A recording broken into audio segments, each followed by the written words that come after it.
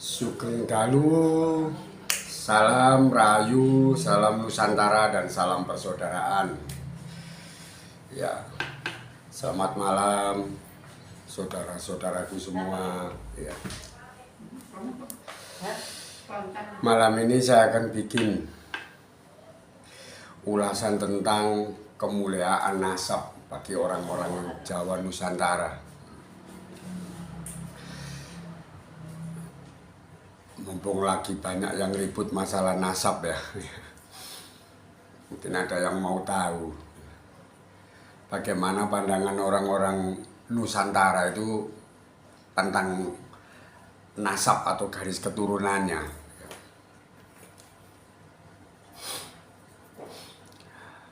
Orang Nusantara itu tidak akan pernah ada yang memuja nasab, karena hal yang semacam itu sangat memalukan. Ya, kok bisa seperti itu ya Pak Dea?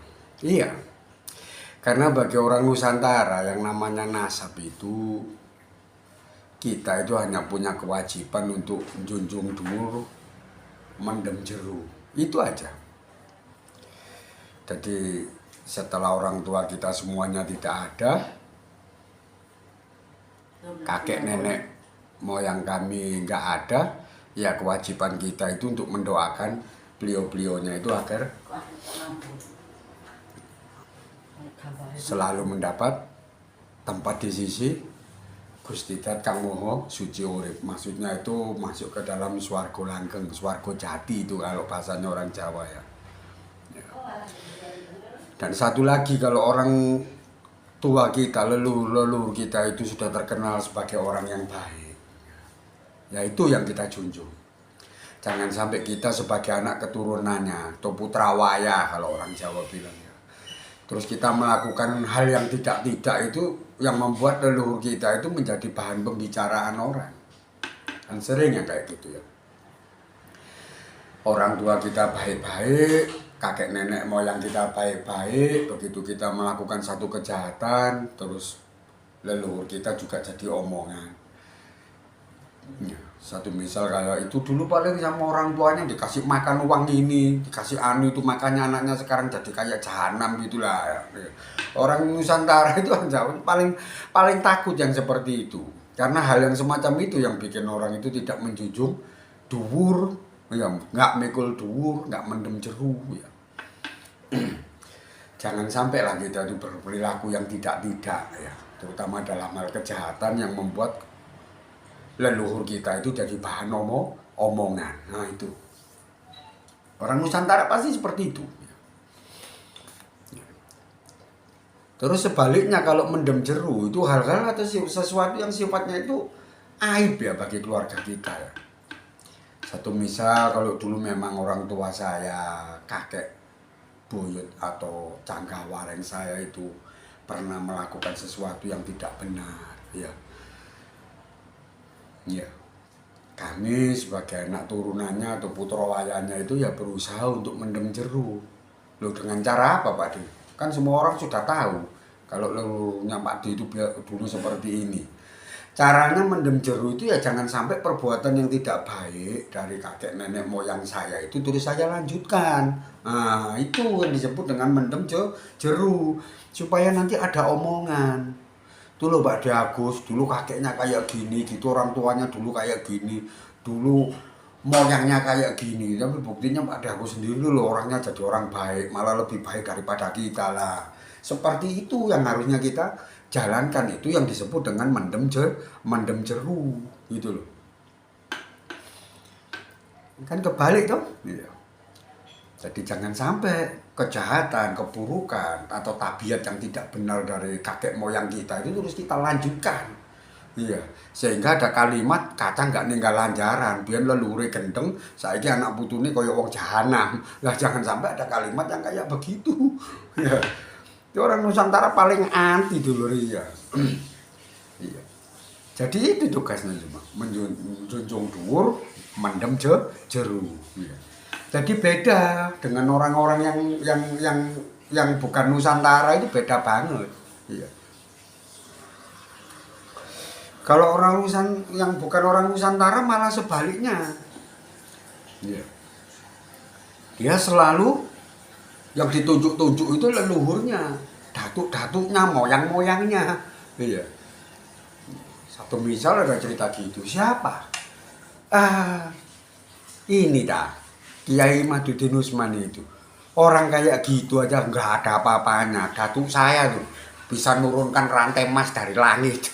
Nah, kayak begitu itu. Ya. Siapa lagi? Gus Abbas Butet, ada apanya itu? Hah? Kalau saya bandingkan dengan moyang saya bisa Isra Mi'raj satu hari ini satu malam itu sampai 70 kali. Tuh, kalau bukan orang Nusantara mesti begitu. Siapa lagi? Gus Fuad Leret, ada apanya itu? Iya. Kalau saya bandingkan saya moyang saya bisa memadamkan api neraka, bisa masuk ke surga dan pulang balik dari surga ke bumi. Nah, ini lah orang-orang apa ya, anak turun atau putra waya yang kayak begini nih kalau di Nusantara gua gitu. Banyak loh orang kayak gitu ya. Sekarang kan banyak kayak gitu. Yang dalam bidang spiritual ya, yang dalam bidang ilmu dunia atau sains kan juga banyak kayak gitu. Alah kamu ini masih menang olimpiade sekelas nasional se-Indonesia dan sudah kayak begitu. Mau paman saya, omku itu, profesor doktor ahli kimia, rektornya universitas inilah. Yang ditujung-tujung itu mesti leluhurnya, mesti siapa yang ada di atasnya dia, moyangnya dia. Sedangkan dia sendiri belgedes, tong kosong nyaring bunyinya. Dia sendiri nggak ada apa-apanya, baca kitab kebalik-balik, ya. Ilmu apa? Selain ini sama itu, ya. Dongeng-dongeng kurofat nggak karuan, itu yang mereka punya itu. Tapi yang ditunjuk-tunjuk, oh moyang saya yang ini, anu saya yang ini bisa itu, nah, itu menjijikkan kalau orang Nusantara kayak begitu. Ya, itu bukan ciri-ciri orang Nusantara. Mengagung-agungkan nasab moyang leluhurnya dengan cara membabi buta kayak begitu, terus untuk jelek-jelekan menekan orang, terus merendahkan orang, ngeremehkan orang. Sedangkan dia sendiri bisa apa? Nggak bisa apa-apa. Nggak bisa apa-apa. Jadi dia selalu seperti itu. Ucapan-ucap tingkah laku karo tumindahe iku mesti dituding-tudingno karo leluhur. Ya, kamu nggak menghormati aku ini anaknya rektor ini loh. Kamu nggak menghormati aku ini turunannya ini loh. Nah itu sesuatu yang sangat menjijikkan bagi orang-orang Nusantara. Ya, sampai dia berbuat yang enggak, ya. Bertingkah laku kayak orang jahanam, ya. Berbicara omongan kotor, ya. Pertabiat najis, ya. Atas nama orang-orang tua yang dia nasabkan, yang dia luhurkan. Sampai seperti itu. Lucu dong. Coba kayak saya gini, misalnya saya ini, mohon maaf ya, ini kan cuma perumpamaan. Seumpama saya ini adiknya Pak Andika, atau saya ini anaknya Pak Dudung gitu. Terus saya seperti itu, lucu nggak? Kamu nggak menghormati saya. Saya ini anaknya jenderal loh. Lucu nggak ya kayak begitu? Lucu loh. Ya, orang Nusantara nggak bakal kayak begitu ya. Nggak tahu kalian ngomong apa, itu orang goblok, orang geblek, oh ya, orang agak stres atau orang gimana ya, itu terserah jenengan sendiri ya. Nanti isi di sini ya, subscribe sama kolom komentar. Orang yang kayak begitu itu orang yang kayak apa gitu ya. Seperti saya dulu juga begitu, sama romo-romo saya juga begitu. Meskipun kamu ikut aku, romomu itu katanya orang kayak begini kayak begitu, kamu nggak boleh hidup itu berdasarkan aku. Ya, jangan kamu terus kesana kemari bawa-bawa nama aku. Aku ini muridnya Romo Ageng ini loh ya. Aku itu yang ngomong aku, yang ngajarin aku Romo Ageng ini lah. Itu Romoku paling nggak sempurna gitu. Aku lebih seneng kalau kamu itu bisa seperti aku. Syukur-syukur kalau kamu bisa melebihi aku dalam hal tabiat yang baik, masalah keilmuan. Bukan kamu kayak orang sekarat gini tapi terus kamu bawa-bawa nama aku kesana kemari.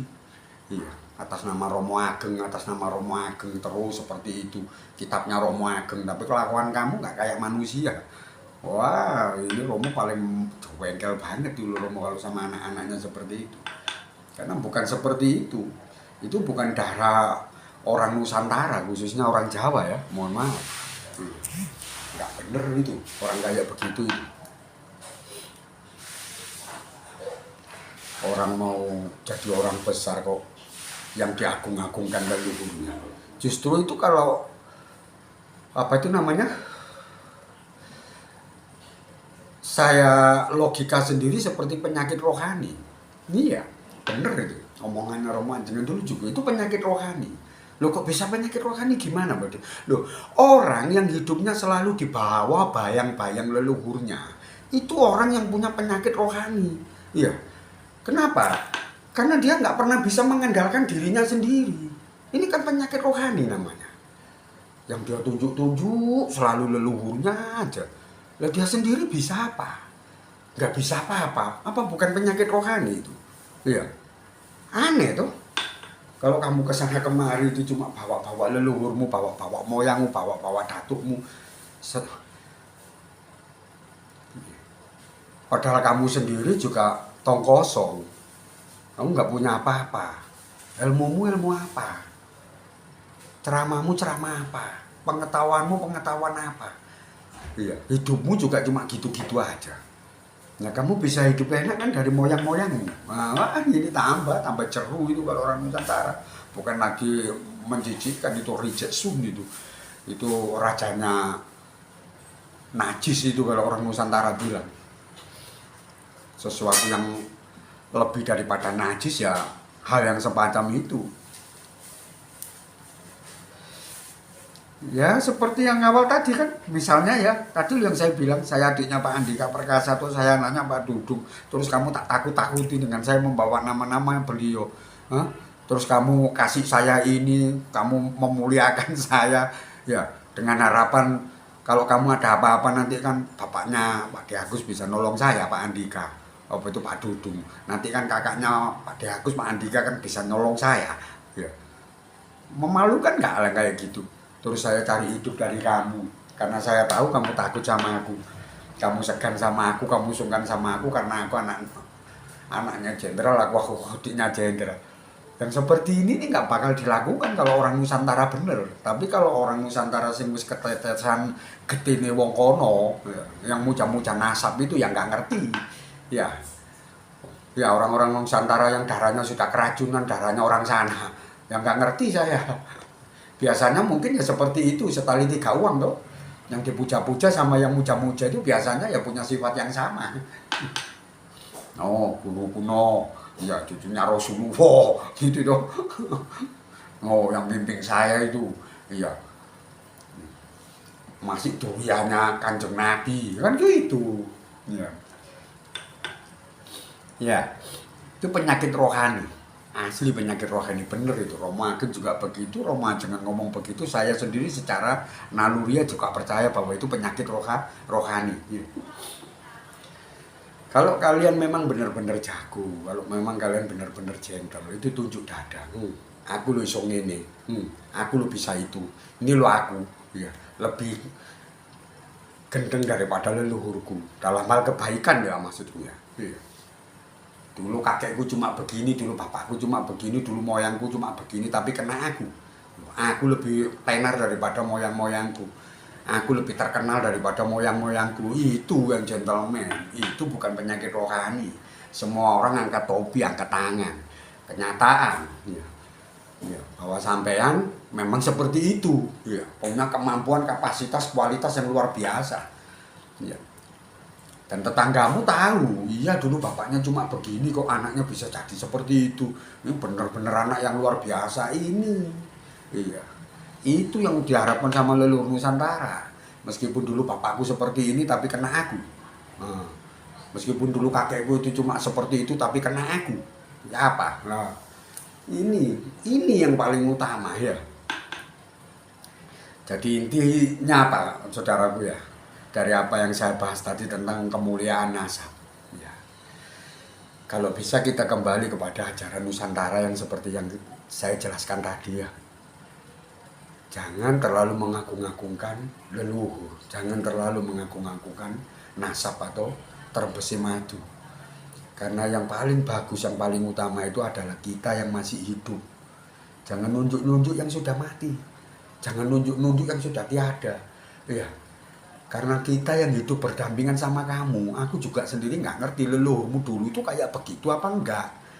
Loh kalau kamu bilang leluhurmu begini begitu itu kan ceritamu, gitu loh. Itu kan dongengan-dongengan dari kakek, apa dari umi sama abimu tuh, dari bapak sama ibumu tuh. Ya, dari mama sama papamu. Kalau leluhurmu dulu tuh kayak begini, kalau begitu, aku sendiri mana tahu. Nah, jadi seperti itu tuh sudahlah nggak usah dilakukan, hentikan. Ya. Kalau memang kamu bener jago, tunjuk kamu bisa apa. Ya. Kamu seperti apa, kamu punya apa, kualitasmu kayak gimana, kapasitasmu itu dahsyat apa, itu. Seneng saya lihat orang kayak begitu. Makanya orang model kayak saya gini, mohon maaf ya. Ya bukan saya sombong. Mana saya mau percaya sama orang-orang yang kayak begitu. Hah? Orang-orang yang muja-muja nasab yang kalian bilang Habib-Habib, mana saya pernah percaya sama orang kayak gitu. Ketawa saya, ketawa saya. Loh Pak D, kalau Anda kata mereka itu memang jurinya Rasulullah, tetap saya tertawa. Tetap saya tertawa. Ya. Saya berhenti tertawa itu manakala kamu bisa selaras dengan ya, perilakunya Rasulullah, bisa selaras dengan akhlaknya Rasulullah, baru saya angkat topi. Loh, kalau kamu sendiri kayak begitu model kelakuanmu, terus yang kamu tunjuk-tunjuk Kanjeng Nabi, yang kamu duding-duding itu Rasulullah kan lucu gitu loh. Lucu nggak yang kayak begitu? Ya. Lucu banget itu. Ya.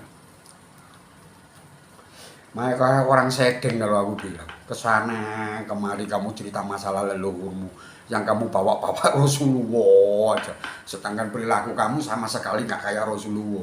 Apanya yang nggak lucu? Itu apa? Lucu, menjijikkan, gilani, atau bikin muak? Iya. Sudah kamu pilih sendiri kira-kira. Ya perilaku yang kayak begitu itu pantasnya dicap sebagai apa? Apa perilaku jahanam?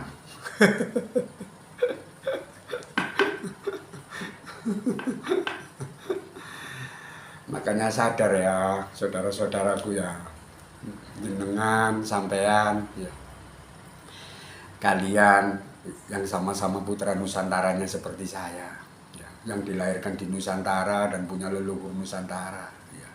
Kalian kembalilah, sampean jenengan semua kembali ke ajaran-ajaran Nusantara. Kayak gimana sih sikapnya anak turunnya orang Nusantara, putra wayangnya Nusantara itu terhadap leluhurnya. Nah, jenengan kembali ke ajaran itu. Jangan ngikutin perilakunya orang-orang yang dari luar. Bagaimana cara mereka memuliakan leluhurnya. Dan bagaimana cara mereka memanfaatkan nasab-nasab leluhurnya. Itu wis gak pantes gitu loh. Kalau jenengan orang Nusantara seperti itu kan gak pantes gitu loh ya.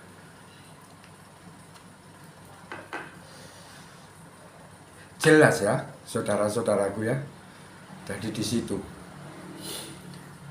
Disitulah kemuliaan nasab, ya, kebesaran leluhur di mata orang-orang Nusantara. Ya. Salam Rahayu, salam Nusantara, dan salam persaudaraan.